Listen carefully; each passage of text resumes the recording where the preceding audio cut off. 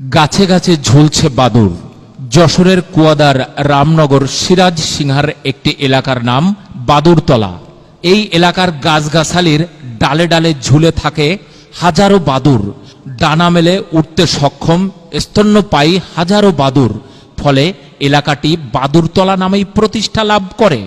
তবে দেশে এখন আর আগের মতো তেমন গাছগাছালি না থাকায় বাদুড়ের দেখা মেলে না। সময়ের পরিবর্তনে এলাকার আনাচে কানাচে গড়ে উঠেছে অভিজাত অট্টালিকা ও আবাসিক বাণিজ্যিক স্থাপনা। তাই এখন আর বাদুড়ের দেখা মেলে না। বাদুড়ের আহার ও আশ্রয়ের জায়গাগুলো দিনে দিনে ক্রমেই হারিয়ে যাচ্ছে।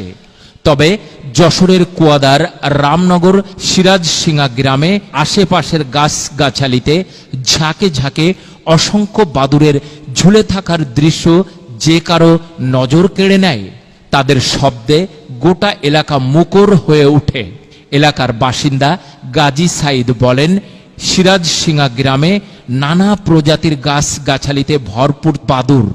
সেখানকার উঁচু নিচু গাছগুলোতে হাজার হাজার বাদুড় ঝুলে থাকে। এ দৃশ্য দেখার জন্য দূর দূরান্ত থেকে মানুষজন ভিড় করে। বাদুড়ের অভয় অরণ্য হওয়ায় এলাকাটি বাদুড়তলা হিসেবে নামকরণ করা হয়।